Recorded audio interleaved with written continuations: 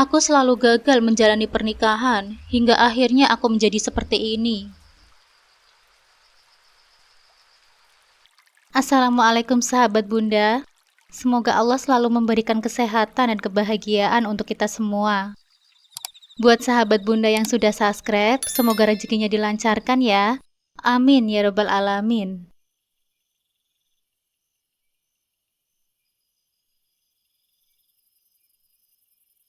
Aku berdiri di depan cermin, menatap bayangan diriku sendiri yang nampak sempurna di luar. Wajah yang dihiasi garis-garis halus keagungan, rambut hitam yang terurai rapi, dan mata yang dulu memancarkan semangat hidup. Banyak yang mengatakan bahwa aku cantik, pintar, dan pekerja keras, sebuah kombinasi yang dianggap sebagai berkah. Tapi hanya aku yang tahu kebenaran di balik bayangan itu.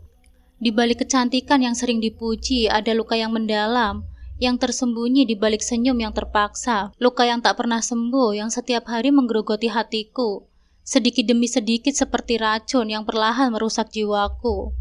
Pujian yang kudapatkan seakan menjadi ironi bagi kehidupanku. Orang-orang melihatku sebagai wanita yang beruntung, diberkahi dengan semua yang diinginkan banyak orang. Tapi mereka tak tahu bahwa hidupku adalah sebuah ironi. Kecantikan ini tak pernah memberiku kebahagiaan yang sesungguhnya. Sebaliknya itu hanya menjadi perisai tipis yang menyembunyikan realita pahit yang harus kutanggung setiap hari. Namaku Fitri, dan seperti banyak wanita lain, aku pernah percaya bahwa cinta adalah segalanya. Aku pernah berpikir bahwa cinta mampu mengatasi semua rintangan, bahwa dengan cinta aku bisa menaklukkan dunia. Dengan keyakinan itu, aku menjalani hari-hariku penuh dengan harapan dan mimpi-mimpi yang indah. Masa mudaku diwarnai oleh cinta pertama yang tulus dan penuh harapan, yang kujalani bersama seorang pria yang kukenal selama lebih dari 6 tahun. Pria itu adalah sosok yang sempurna dalam pandanganku. Pria yang dulu tak pernah memiliki apa-apa, yang berjuang dari bawah dan bersamaku, perlahan-lahan meraih kesuksesan. Aku masih ingat betapa bangganya aku ketika melihatnya berkembang dari seorang pemuda yang bermodal semangat dan mimpi, menjadi pria dewasa yang disegani dalam karirnya. Setiap langkah yang diambilnya aku ada di sana, mendukung dan menyemangatinya. Karena bagiku, cintaku padanya tak pernah ternilai harganya. Kami menikah setelah bertahun-tahun melewati masa-masa sulit bersama. Saat itu, aku percaya bahwa pernikahan adalah puncak dari semua kebahagiaan yang telah kami bangun bersama. Dan aku yakin bahwa dia adalah orang yang akan bersamaku hingga akhir hayat. Aku tak pernah meragukan kesetiaannya, karena selama ini aku telah memberikan seluruh hatiku padanya. Namun, kenyataan tak seindah mimpi. Pernikahan kami yang dulu penuh dengan cinta berubah menjadi medan perang yang tak terlihat. Awalnya semuanya nampak baik-baik saja. Kami bahagia, atau setidaknya itulah yang kupikirkan. Tapi perlahan-lahan, aku mulai merasakan perubahan dalam sikapnya. Dia menjadi lebih sibuk, lebih sering pulang larut malam, dan semakin sering menutup diri dariku. Aku mencoba memahami, berpikir bahwa itu hanyalah tekanan pekerjaan. Aku percaya bahwa fase ini akan berlalu, dan kami akan kembali seperti dulu. Sayangnya, aku salah. Kebenaran yang menyakitkan akhirnya terungkap. Suamiku berselingkuh dengan rekan kerjanya, seorang wanita yang diam-diam memasuki hidupnya, mencuri hatinya dan menghancurkan kepercayaan yang selama ini kuberikan. Pengkhianatan itu menghancurkan segalanya. Hati yang selama ini kutitipkan padanya, kini hancur berkeping-keping. Wanita itu yang kini menjadi istrinya, mengambil semua yang pernah menjadi milikku. Cinta, kepercayaan, dan mimpi masa depan kami. Perceraian adalah pilihan yang tak terelakkan. Aku harus mengakhiri pernikahan yang dulu kuanggap sebagai puncak kebahagiaan.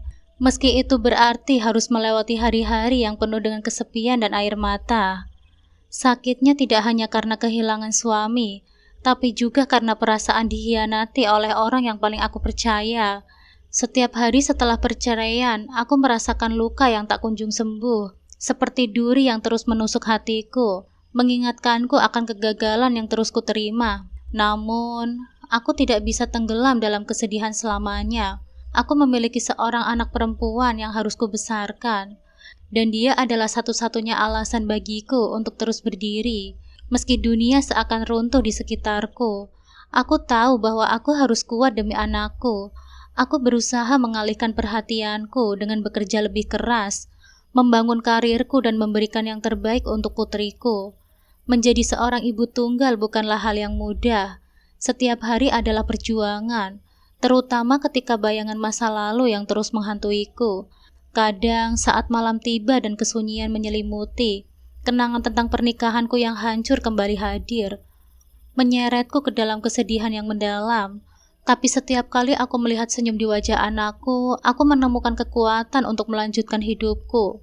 Aku berjanji pada diriku sendiri bahwa aku tidak akan menyerah, bahwa aku akan membuktikan kepada dunia dan pada diriku sendiri bahwa aku bisa menjadi ibu yang kuat dan mandiri.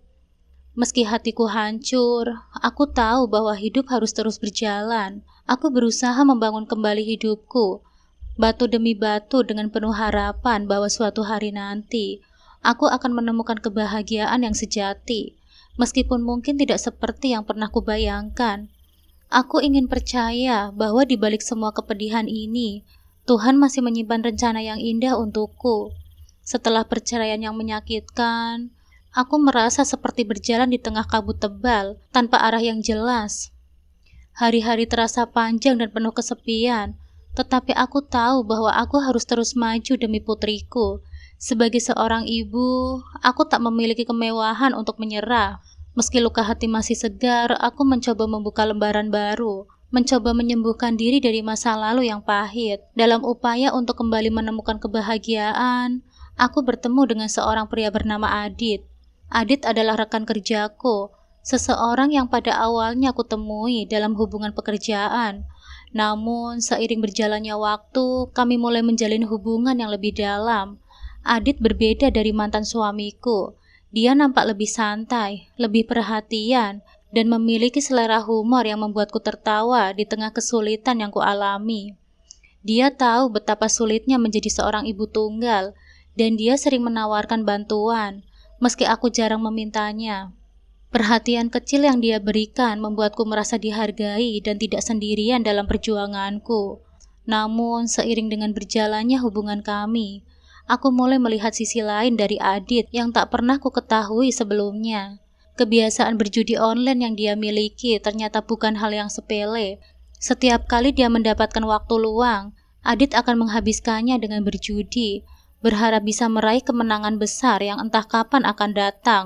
Pada awalnya, aku mencoba memahami dan bahkan menasehatinya untuk berhenti. Namun kebiasaannya itu sudah mendarah daging.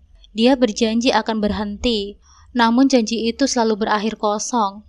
Dan aku mulai menyadari bahwa kebiasaan buruk itu bisa menjadi ancaman besar bagi masa depan kami, terutama bagi anakku.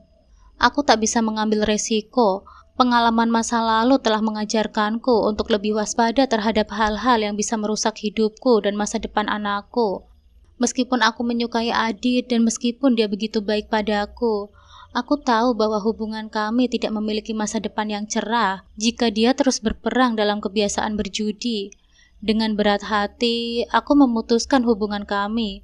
Keputusan itu tidak mudah, tetapi aku tahu itu adalah langkah yang harus aku ambil. Lebih baik aku sendirian dan tenang daripada bersama seseorang yang bisa membawa lebih banyak masalah dalam hidupku.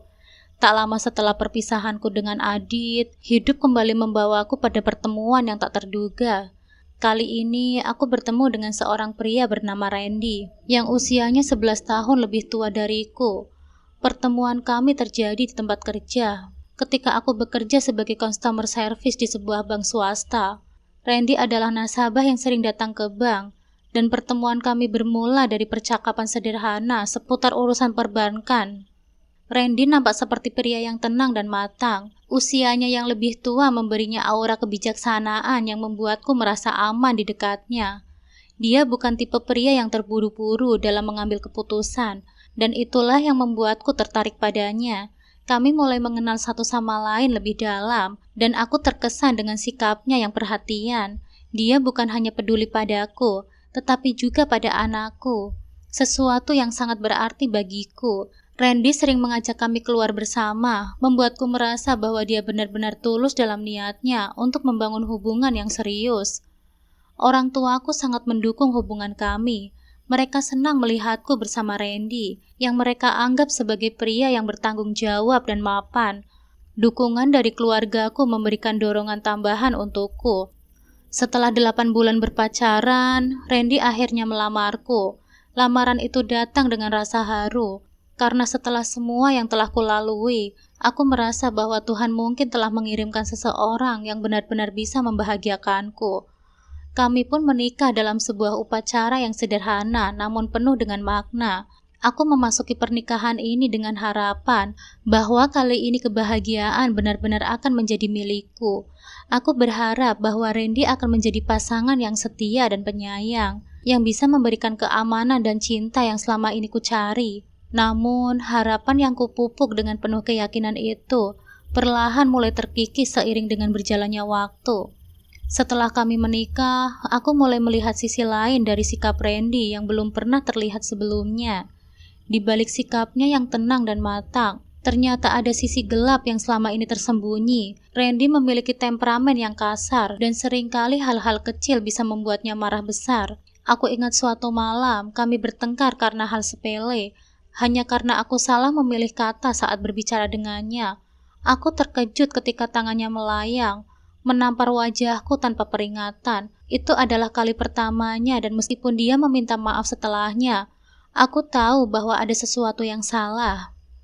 Sayangnya, itu bukanlah yang terakhir. Perlahan-lahan kekerasan menjadi bagian dari hidupku. Randy yang dulu nampak begitu tenang dan bertanggung jawab, berubah menjadi pria yang penuh amarah dan kekerasan. Setiap kali dia merasa kesal atau tersinggung, dia tak ragu untuk melampiaskannya padaku.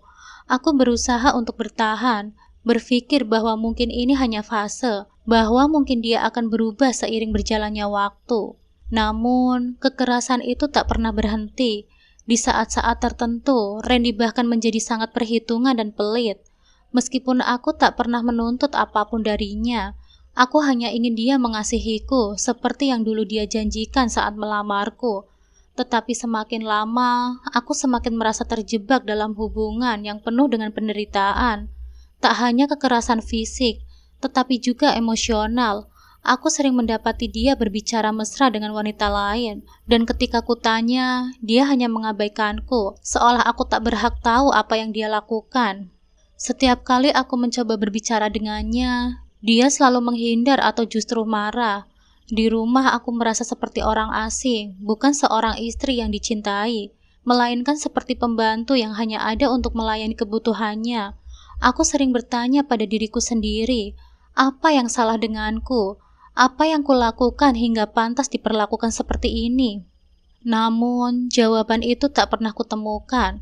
Yang ada hanyalah rasa sakit dan kesedihan yang semakin hari semakin menumpuk.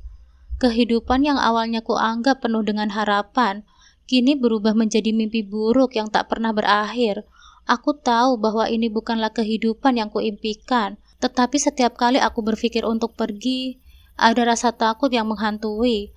Aku takut akan masa depan, takut akan stigma sebagai wanita yang 2 kali gagal dalam pernikahan. Dan lebih dari itu, aku takut tak mampu memberikan kehidupan yang baik bagi anak-anakku. Di saat-saat terburuk, aku merasa sangat lelah, baik secara fisik maupun mental. Aku sering bertanya kepada Tuhan, sampai kapan cobaan ini akan berakhir? Apakah aku benar-benar tak layak untuk bahagia? Tetapi meskipun rasa putus asa sering menyelimuti, ada satu hal yang membuatku tetap bertahan. Keinginan untuk melindungi anak-anakku. Aku tahu bahwa aku harus kuat, meskipun hati ini terluka demi mereka yang tak berdosa. Dalam kebisuan malam yang panjang, aku terus berdoa, berharap bahwa suatu hari nanti Tuhan akan memberiku jalan keluar dari semua penderitaan ini, bahwa suatu hari nanti aku akan menemukan kembali kebahagiaan yang dulu pernah kurasakan, meskipun saat ini nampak begitu jauh dari jangkauan. Hari demi hari, aku merasa semakin terpuruk dalam hubungan yang tak hanya menghancurkan fisikku, tetapi juga meremukkan jiwaku. Randy, pria yang dulu kubayangkan akan menjadi pelindung dan pendamping hidupku, kini menjadi sosok yang paling kutakuti. Setiap pukulannya, setiap hinaannya, menorehkan luka yang tak mudah sembuh, meninggalkan bekas-bekas yang tak kasat mata namun begitu nyata di hatiku. Akhirnya, pada suatu malam yang penuh emosi, ketika rasa takut dan sakit sudah tak tertahankan lagi, aku memberanikan diri untuk pergi. Dengan langkah berat, aku pulang ke rumah orang tuaku, membawa serta anakku yang masih kecil. Aku berharap bahwa di sana aku akan menemukan perlindungan dan kedamaian yang selama ini hilang.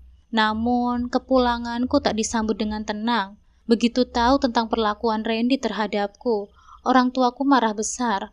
Ayahku yang biasanya begitu tenang dan bijak, kali ini tak mampu menahan emosinya. Dia ingin menuntut Randy dan ingin memastikan bahwa pria itu tak pernah lagi berani menyentuhku. Ibu di sisi lain menangis pilu melihat anaknya kembali dengan tubuh yang penuh memar dan hati yang hancur.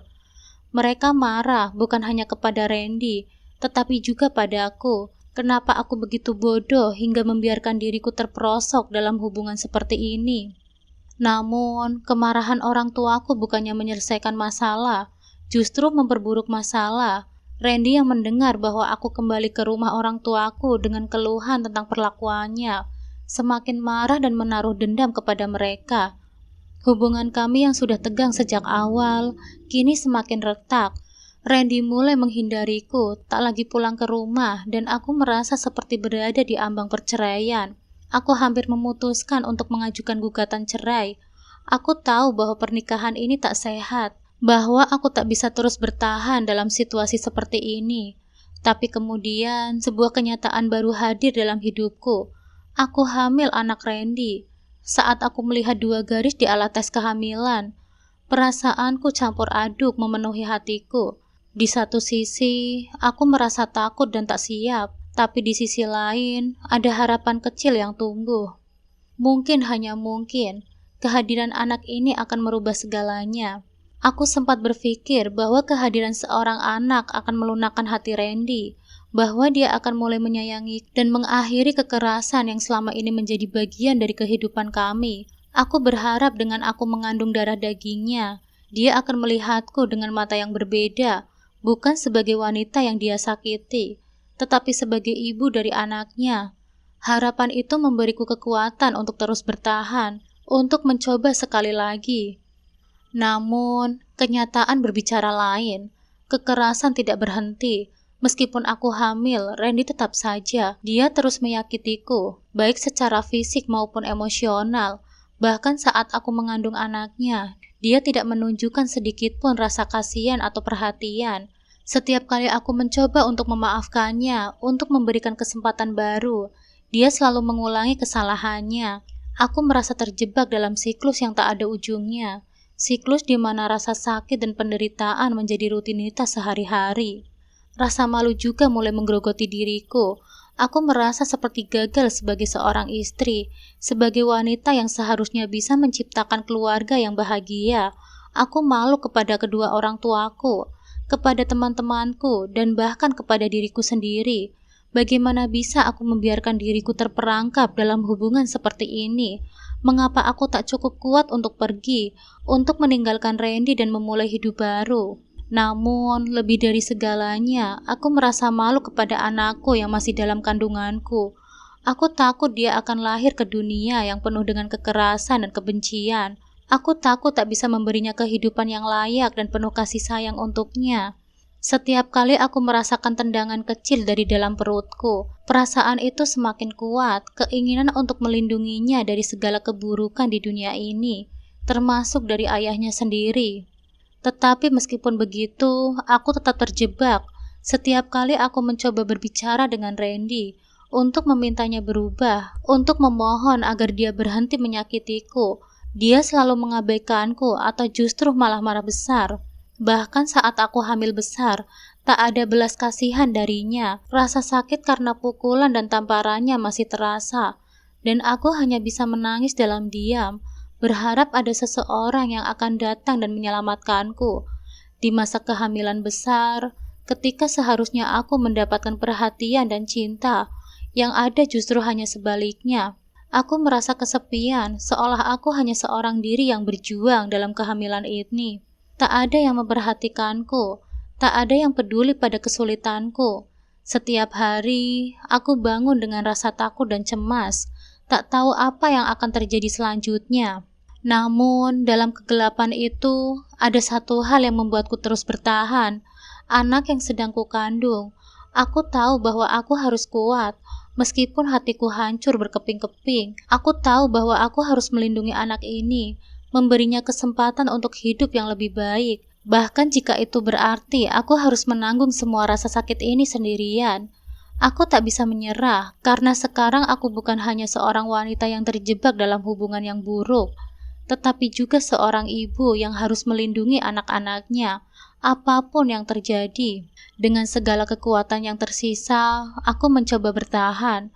Aku terus berdoa, berharap bahwa suatu hari nanti Tuhan akan memberikan jalan keluar dari semua penderitaan ini, bahwa mungkin di suatu tempat di masa depan, aku akan menemukan kebahagiaan yang selama ini ku cari, bukan hanya untuk diriku sendiri, tetapi juga untuk anak-anakku.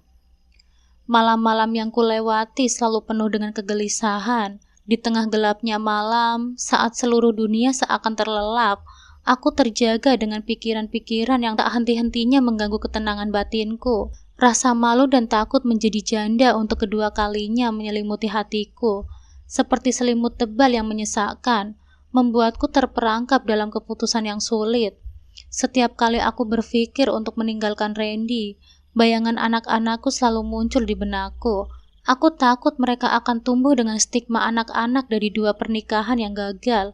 Bagaimana mereka akan melihatku sebagai ibu yang tak mampu mempertahankan rumah tangganya? Bagaimana orang lain akan melihat mereka, anak-anak yang harus menanggung beban dari kesalahan-kesalahan yang bukan milik mereka? Aku sering bertanya pada diriku sendiri, apa yang akan terjadi pada masa depan kami jika aku memutuskan untuk bercerai? Akankah ada pria yang mau menerima seorang wanita seperti diriku? Seorang ibu dengan 2 orang anak dan beban masa lalu yang begitu berat. Pikiran itu membuatku gemetar, seolah-olah aku terjebak di antara 2 jurang yang sama-sama menakutkan. Di satu sisi, ada jurang pernikahan yang penuh dengan kekerasan dan rasa sakit, di mana setiap hari adalah perjuangan untuk bertahan hidup. Di sisi lain, ada jurang ketidakpastian, di mana aku harus menghadapi dunia sebagai seorang ibu tunggal, memikul sendiri beban finansial dan emosional dari 2 anak yang membutuhkan kasih sayang dan perhatian. Setiap malam, setelah anak-anakku tertidur, aku duduk sendirian di tepi tempat tidur, menatap langit-langit dan pikiran yang kalut. Aku berdoa meminta kekuatan dari Tuhan untuk bisa melewati semua ini. Aku berharap akan ada jawaban, sebuah tanda yang akan memberitahuku apa yang harus aku lakukan. Namun, seiring berjalannya waktu, aku semakin merasa lelah. Lelah dengan kehidupan yang penuh dengan air mata. Lelah dengan perlakuan suamiku yang tak pernah menghargai diriku. Dan lelah dengan perasaan yang tak berdaya yang terus menghantuiku. Randy tak pernah berubah, meski aku mencoba untuk berbicara dengannya, berharap bahwa mungkin ada secercah harapan di tengah kegelapan ini. Dia selalu mengabaikanku. Dia terus hidup dalam dunianya sendiri. Seakan-akan aku dan anak-anak kami hanya ada di pinggiran kehidupannya, bukan bagian penting yang harus dia jaga dan lindungi. Setiap kali aku berpikir untuk menyerah, untuk mengakhiri semua ini, rasa malu dan ketakutan itu kembali menghantamku. Aku membayangkan apa yang akan dikatakan orang-orang jika mereka tahu aku bercerai lagi. Bisik-bisik mereka, pandangan sinis, dan rasa iba yang akan mereka tunjukkan, semua itu membuatku merasa terperangkap. Aku takut menjadi bahan pembicaraan, takut dianggap gagal sebagai seorang istri dan ibu. Bagaimana aku bisa menghadapi dunia luar dengan semua stigma yang melekat pada status janda untuk kedua kalinya? Namun, di sisi lain, aku tak bisa mengabaikan perasaan lelah yang semakin hari semakin menguasai diriku. Lelah dengan hidup yang hanya berisi penderitaan, tanpa sedikit pun kebahagiaan. Lelah dengan perasaan kosong setiap kali Randy mengabaikanku atau menyakitiku. Lelah dengan senyum palsu yang harus kutunjukkan pada dunia luar, seolah-olah semuanya baik-baik saja. Padahal di dalam aku merasa hancur. Setiap hari aku mencoba untuk kuat, bukan hanya untuk diriku sendiri, tetapi juga untuk anak-anakku. Mereka adalah alasan utama mengapa aku masih bertahan, mengapa aku belum menyerah sepenuhnya. Aku tahu bahwa mereka membutuhkan seorang ibu yang kuat, yang bisa melindungi dan membimbing mereka, meskipun hatiku sendiri sedang berantakan. Namun, ada saat-saat di mana kekuatan itu terasa sangat tipis, seolah-olah aku bisa patah kapan saja. Aku terus berjuang dengan perasaan dilematis ini, antara keinginan untuk bahagia dan rasa malu yang menghantuiku. Ada saat-saat di mana aku hampir yakin bahwa kebahagiaan tak pernah menjadi bagian dari hidupku, bahwa aku harus menerima takdir ini dengan tabah. Namun, ada juga saat-saat di mana aku merasa bahwa aku berhak untuk mencari kebahagiaan, meskipun itu berarti harus meninggalkan semuanya dan memulai hidup yang baru. Keputusan itu akhirnya ku ambil pada suatu pagi yang cerah. Matahari yang masuk melalui jendela terasa hangat di kulitku, namun hatiku terasa dingin dan hampa. Aku tahu bahwa hari ini akan menjadi titik balik dalam hidupku, sebuah keputusan yang tak bisa lagi kutunda. Dengan hati yang berat, aku mulai mengepak barang-barangku dan barang-barang anak-anakku. Setiap pakaian yang kulipat, setiap mainan yang kumasukkan ke dalam kotak, seolah menjadi simbol dari beban yang akhirnya kulepaskan. Saat aku melihat ke sekeliling rumah, tempat di mana begitu banyak kenangan pahit yang tertinggal, aku merasa lega sekaligus sedih.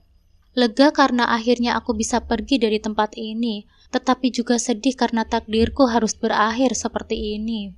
Randy tidak ada di rumah pagi itu, dan aku tahu ini adalah kesempatan baikku untuk pergi tanpa harus menghadapi kemarahan atau ancamannya.